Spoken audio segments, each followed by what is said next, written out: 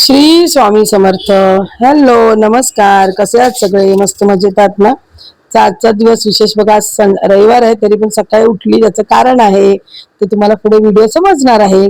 त्यात छान अशी पहिली आधी तुळशीची पूजा करून घेतली आणि देवपूजा. बघा, मला कुठेही कधीही जायचं असेल ना, किती वाजता, तरी मी देवपूजा केल्याशिवाय कधीच बाहेर पडत नाही. का माहिती नाही, पण हा लागलेला मला म्हणतात ना, एक नियम म्हणा की स्वतःला लावून घेतलेली ती सवय आहे. कुठेही जायचं असेल आणि किती घाई असली तर म्हणतात ना, रात्रीच्या 2 वाजता उठावं लागलं तरी हरकत नाही, पण ह्या गोष्टी केल्याशिवाय मी जातच नाही बाहेर. छान अशी देवपूजा केली आणि त्याच्याने निघालो. आम्ही निघालो ते तेव्हा पहाटेचे 4:30 वाजलेत. मैत्रिणीचे मिस्टर सोडायला आले होते आम्हाला.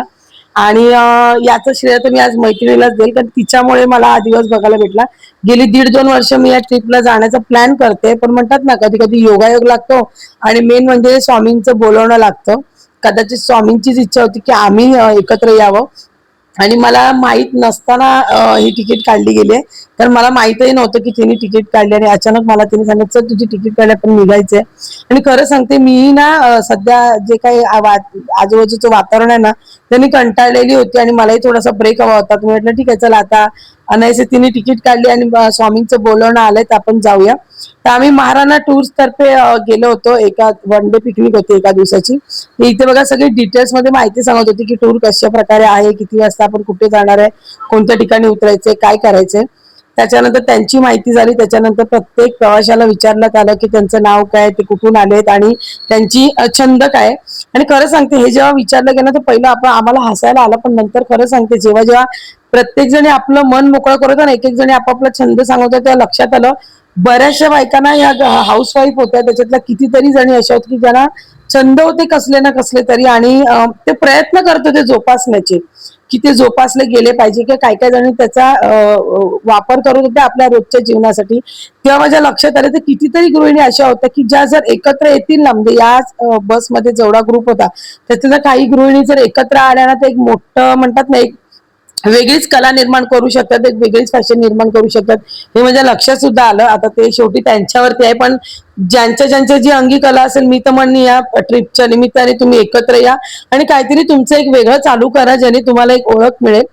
तर आमचं पहिलं दर्शन होतं महाडचा गणपती. इथे मला असं, माझी मुलगी 5-1 वर्षाची असताना आम्ही आलो होतो, त्याच्यानंतर आज पहिल्यांदा आलोय. आणि खरं सांगते, बऱ्याच वर्षानंतर आलं. मला चेंज असं कुठे वाटला नाही. म्हणजे जसं मी 5 वर्ष, म्हणजे म्हणते माझी मुलगी 5 वर्षाची असताना जेव्हा आम्ही गणपतीला आलो होतो ना, तसंच तिथे सर्व काही होतं. मला असं थोडंफार काही चेंज असं वाटलं नाही, पण खरं सांगते खूप छान वाटलं. आणि खूप वर्षानंतर जेव्हा आपण येतो ना, आणि सुरुवातच पहिली गणूच्या दर्शनाने झाली, आणि म्हणतात ना, गणूचं दर्शन झालं म्हणजे पुढचं सगळेच म्हणतात ना, विघ्न दूर होतात. तर एक एक एक एक करून छान होतं. सण प्रत्येक जण उठतो. आणि बघा, सगळ्या वयाची लोक या बसमध्ये होती. असं नाहीये की देवदर्शन आहे म्हणजे म्हातारीच असतील किंवा वयस्कर असतील, तर असं नव्हतं. अगदी लहान मुलांपासून अगदी वयस्कर, म्हणजे जे रिटायर वगैरे झाले, जेव्हा 70-75च्या वयाचे सुद्धा काका वगैरे या बसमध्ये होते. आणि खरं सांगते, खूप मजा आली, खूप धमाल वाटली. म्हणजे वाटलंच नाही की आम्ही एकमेकांना ओळखत नाही. म्हणतात ना, कधी कधी अनोळखी खूप आपलीशी वाटून जातात आणि कधी कधी आपलीच लोक खूप अनोळखी होऊन जातात. तसंच काहीसं वाटलं. आणि खरं सांगते, खूप छान मजा आली, धमाल आली. काही जण ग्रुपने आले होते, तर काही जणांचे ग्रुप इथे येऊन बनलेत. आणि काही जणांचं ते या ट्रॅव्हल्समुळे, म्हणजे महाराणा टूर्स तर्फे बऱ्याचशा त्यांच्या ट्रिप्स निघत असतात. तर या ट्रिप्सच्या माध्यमातून काय ना, पण बऱ्याच जणांचे असे स्वतःचे एक वैयक्तिक ग्रुप तयार झाला होता आणि तो ग्रुप सुद्धा आला होता. आणि खरं सांगते, खूप मजा वाटली. म्हणजे असं खरं सांगायचं तर अजिबात वाटलं नाही की आपण एकमेकांना ओळखत नाही आहोत, किंवा कोणाला राग रुसवे नव्हते. मस्ती थट्टा मस्करी करत करत संपूर्ण प्रवास हा छान झाला होता. आणि कोण कोण कुठून कुठून आलं होतं, तर आपण विचारल्यानंतर कोणाला रागही येत नव्हता. प्रत्येक जण सांगत होते आपण कुठून आलो, काय करतो, आपली टूर कशी वगैरे. त्यामुळे खरंच खूप मजा वाटत होती. आणि आम्ही होतो 5 जणींचा. तर आमच्या 5 जणींमध्ये माझ्या एका मैत्रिणीला तर तुम्ही बघितलं असेल, बऱ्याच वेळा ती ब्लॉग मध्ये असते, पिवळं त्यांचं ठरलं होतं, त्यांनी पिवळं घालायचं आणि मी नेमकं ते बघितलं नव्हतं मेसेज. कारण माझं असं होतं की दुसऱ्या दिवशी मला बाहेर पडायचं, तर त्याच्या आधी मी माझ्या म्हणजे म्हणतात ना, मी जे काम घेतलं ना ते मला कंप्लीट करून द्यायचं होतं, त्याच्यामुळे मी त्या घाईत होती आणि मी मेसेज सुद्धा बघितला नाही. पण म्हणतात ना, कधी कधी आपण काही गोष्टी अनावधाने विसरून जातो आणि ते चांगलं असतं. आता या सगळ्यांचे पिवळे पिवळे ड्रेस होते आणि त्याच्यात मी वेगळी, त्याच्यामुळे जेव्हा आम्ही फोटो क्लिक करत होतो ना, तर खरंच खूप छान येत होते आणि म्हणतात ना, एक वेगळंच लुक वाटत होतं त्यावेळी. मी आली होती तर माझ्या मैत्रिणी सोबत, कारण ती होती म्हणून. पण तिच्या सोबत ह्या ज्या 2 मैत्रिणी आहेत ना, या तिच्या पण ती गेल्या वेळी चारधाम यात्रेला गेली होती, तेव्हा तिची ओळख झाली होती यांच्याबरोबर आणि त्यांचा एक ग्रुप बनला होता आणि मी त्यांच्यामध्ये म्हणतात ना ऍड झाली. पण मला कुठेही जाणवलं नाही की मी पहिल्यांदा भेटते किंवा त्यांच्या बोलण्यातून वागण्यातून मलाही तो परकेपणा कधी जाणवला नाही. खरं सांगते, असं वाटत होतं की वर्षानुवर्ष आम्ही एकमेकांना ओळखतो आणि वर्षानुवर्षाची आमची मैत्री आहे. एवढा छान अनुभव मला या पिकनिक मध्ये आला आणि खरं सांगते खूप बरं वाटलं. आणि मंदिर जसं म्हणजे याच्या आधी मी जेव्हा आली होती ना, तसंच होतं. आणि या मंदिराच्या मागच्याच बाजूला दत्तगुरूंचं मंदिर आहे.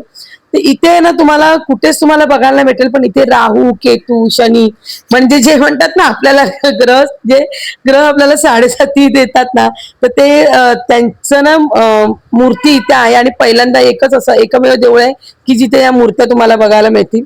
त्याच्यानंतर आम्ही आलो होतो नाश्ता करायला, नाश्ता पण अप्रतिम होता. खूप छान चव होती नाश्त्याची, वडा, भजी, पोहे आणि उपमा. त्याच्यानंतर आम्ही निघालो खोपोलीच्या दिशेने, जिथे गगनगिरी महाराजांचा मठ आहे. आणि खरंच सांगते, ज्यांना निसर्ग आवडतो, निसर्गाच्या सानिध्यात आवडतं, सोबत खेळायला बागडायला आवडतं ना, त्या लोकांनी ना खरंच इथे यावं. आणि या मठाच्या आजूबाजूचा परिसर खरंच कॅप्चर करा, एवढा सुंदर आहे ना, म्हणतात ना शब्दात वर्णन न करणं इतकं आहे. आम्ही टूर्स मधून आलो होतो, त्याच्यामुळे आम्हाला तेवढं शक्यच नव्हतं, कारण आम्हाला आधीच सांगण्यात आलं होतं की फक्त समाधीकडे आणि मंदिराकडे जा, बाकीच्या ठिकाणी तुम्हाला जाता येणार नाही. कारण पाठीमागे ना वरती पिंड, सॉरी, शंकराची पिंड आहे, त्याच्यानंतर वरती एक लेणी पण आहे. पण तिकडे जाणं शक्य नव्हतं, कारण ते खूप वेळ जाणार होता. आणि म्हणतात ना, जेव्हा आपण एखाद्या ट्रिप मधून येतो ना, तर या सगळ्या गोष्टी आपल्याला कॅप्चर करता येत नाही. तुम्ही स्पेशली जर एखादं ठिकाण निवडता ना, तर तुम्हाला त्या ठिकाणाचं सर्वच माहिती बघायला मिळते. तर ज्याला कोणाला निसर्गात राहायला आवडतं ना, त्यांनी नक्कीच इकडे या आणि खरंच सांगते हा अनुभव घ्या. इथे राहण्याची वगैरे पण उत्तम सोय आहे आणि आजूबाजूचा परिसर इतका छान आहे ना, की म्हणतात ना, एक मनात असलेली मळवट किंवा जो थकवा असेल ना, तो तुमचा पूर्णपणे निघून जाईल. आणि निसर्गाच्या मधोमध म्हणजे आजूबाजूला सगळीकडे हिरवळ पसरली आहे, छान पक्ष्यांचा किलबिलाट, आणि त्याच्यामध्ये हे मंदिर आहे ना, खरं सांगते मनाला एवढी शांतता तिथे लागली होती ना, असं वाटत होतं की इथून जाऊच नाही. बऱ्याच वेळ राहू, पण म्हणतात ना, कधी कधी काही गोष्टी आपल्या सगळ्याच मनासारख्या होत नाही. वेळेचं बंधन हे असतं आणि जेव्हा तुम्ही ट्रिप मधून येताना तुम्हाला वेळेचं बंधन हे पाळावंच लागतं.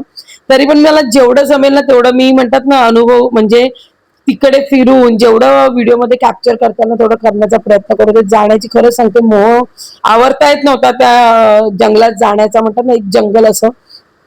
पण वेळेचं बंधन हे मस्त असतं, कारण आपल्यामुळे इतरांना त्रास होऊ नये ही पण काळजी आपण घ्यायची असते जेव्हा तुम्ही स्पेशली ट्रिप मध्ये जाता तेव्हा. आणि पाऊस होता सगळीकडे, त्याच्यामुळे आधी अर्धी ट्रिपचा कंटाळा तिथेच आला, कारण पावसाने कंटाळा आणला होता. ठीक आहे, त्याचे दिवस आहे तो पडणार. पण कधी कधी अशा ट्रिपमध्ये ना मग कंटाळा येतो, कारण आपण पूर्ण भिजलेलो असतो आणि मग बसावं लागतं तेव्हा. तर तिथून आलो होतो आम्ही पळसदरी, आणि इथे मला जायची खूप इच्छा होती. म्हणजे मी 2-3 वर्षापूर्वी जेव्हा आईला टिटवाळ्याला घेऊन गेले होते ना, तेव्हा पण मी आईला बोलत की आपण जाऊया, आणि तेव्हा आई म्हणाली नाही मला जमणार नाही वगैरे. तेव्हापासूनची माझी इच्छा होती, कारण म्हणतात ना मठ हे सगळीकडे आहेत. आता तर स्वामी समर्थांचे मठ बऱ्याच ठिकाणी आहे, तुम्हाला बघायला मिळेल, प्रत्येक स्टेशनला आहेत. पण काही काही मठ असे आहेत ना की जिथे स्वामींची प्रचिती येते, स्वामींचा भास होतो, आणि त्याचपैकी एक मठ आहे तो पण पळसदरीचा. कारण स्वामी इथे वास्तव्यास होते, थोडे दिवस का होईना पण वास्तव्यास होते. त्यामुळे तिथे गेल्यानंतर ना एक वेगळीच अनुभूती तुम्हाला अनुभवायला मिळते. आणि मला हा मठ बघायचा होता, किती वर्षापासून इच्छा होती. ती म्हणतात ना, ती स्वामींनी इच्छा पण आज पूर्ण केली. आणि खरं सांगते, तिथे गेल्यानंतर बघा आता ना असं झालंय ना की सगळीच ठिकाणी, सगळी जिथे पण देवस्थान आहे ना, त्याच्या आजूबाजूला दुकानं वगैरे सोडली, पण आतमध्ये जी जी शांती मिळते ना, ती तुम्हाला कुठेच अनुभवायला भेटणार नाही. जी शांती मला इथे पण अनुभवायला भेटली. जेव्हा इथे गेलं ना, तेव्हा तिकडे आतमध्ये भजन चालू होतं, आणि खरं सांगते एवढा छान म्हणतात ना वातावरण झालं होतं ना, की 2 मिनिटासाठी सगळी ग्लानी जी होती ना ती निघून गेली, जो कंटाळा होता तो सगळा निघून गेला. आणि भजनात आपण स्वतः कधी तल्लीन झालो ना, हे आपल्याला कळत सुद्धा नाही. एवढं खूप म्हणतात ना, एक वेगळीच अनुभूती तिकडे अनुभवायला मिळाली आणि खरं सांगते खूप शांत झाला आपली मनाला. कधी आलात तर या बाजूला नक्कीच या.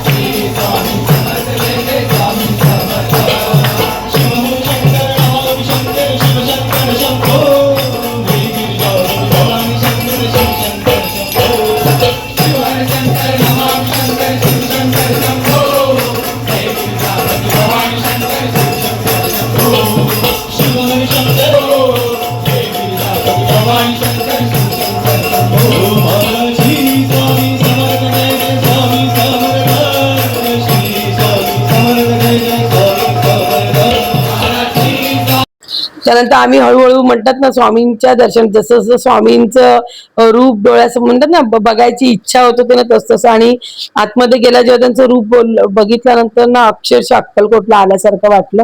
आणि त्याच मंदिर म्हणजे म्हणतात मंदिराच्या बाजूला शेजारी, आणि खरं सांगते खूप बरं वाटलं. म्हणजे कधी कधी ना काही गोष्टी ना आपण अनुभवल्या ना तरच आपल्याला कळतं. आणि मी तर सांगेन, जर तुम्हाला स्पेशली जर एखादं प्लेस करायचं असेल ना तर तुम्ही त्या ठिकाणी या. आणि इकडे येणं अगदी सोपं आहे. पळस जरी स्टेशनला जर तुम्ही उतरलात तर तिथून वॉकेबल डिस्टन्सवर मठ आहे.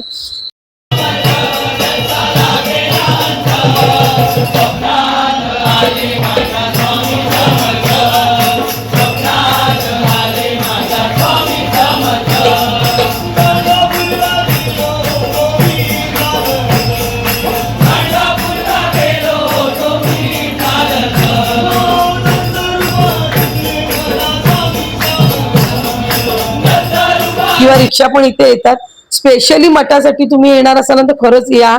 खरंच तुम्हाला बरं वाटेल. गुरुवार आणि रविवारी स्पेशली, आणि रविवारी तर खूप गर्दी असते कारण बरीच लोक येत असतात रविवार असल्यामुळे.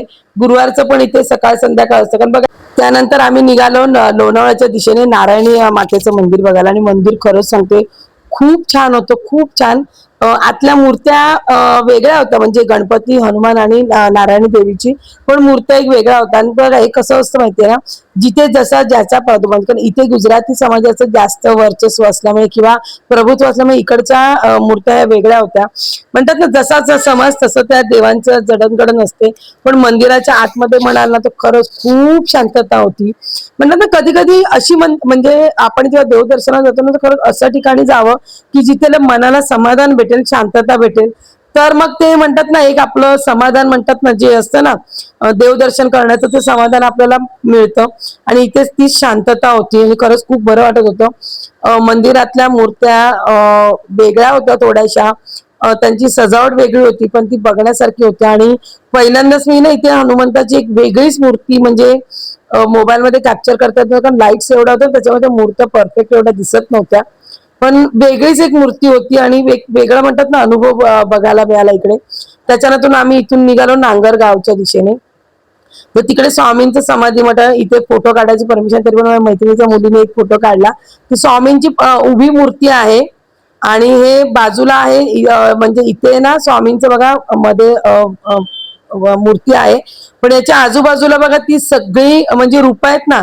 आणि ही रूपं तुम्हाला माहिती देऊळ बंद 2 पिक्चर जो आला होता ना त्याच्यामध्ये तुम्हाला बघायला मिळतील. ही सगळी रूपं आहेत ना ही स्वामींचीच आहे. आपण कुठल्याही देवाला म्हणतात ना गुरुला तुम्ही म्हणतात ना मनापासून हाक मारा, पण ही सगळीच रूपं स्वामींची आहे. त्यामुळे तुम्ही कोणत्या रूपामध्ये त्यांना बघता हे महत्वाचं नाहीये. तुम्ही कोणत्या मनाने त्यांच्याशी आळवता, म्हणजे म्हणतात ना कुठल्या मनाने आपण समोरच्याशी आपण संवाद साधतो ना, हे महत्वाचं आहे. तर असे काहीसे क्षण होते आणि अशी छान अशी पिकनिक होती. महाराणा टूर्स अँड ट्रॅव्हल्स तर्फे आयोजित केलेली. आणि खरं सांगते ती सेवा म्हणून टूर्स करतात. खूप अगदी अत्यंत अल्प दरामध्ये ही पिकनिक होती. तर ज्यांना खरंच कोणाला जायचं असेल ना देवदर्शन करायला तर नक्कीच जा. आणि खूप मजा येते आणि अनुभव पण खूप छान येतो. व्हिडिओ कसा वाटला नक्की कमेंट करून सांगा.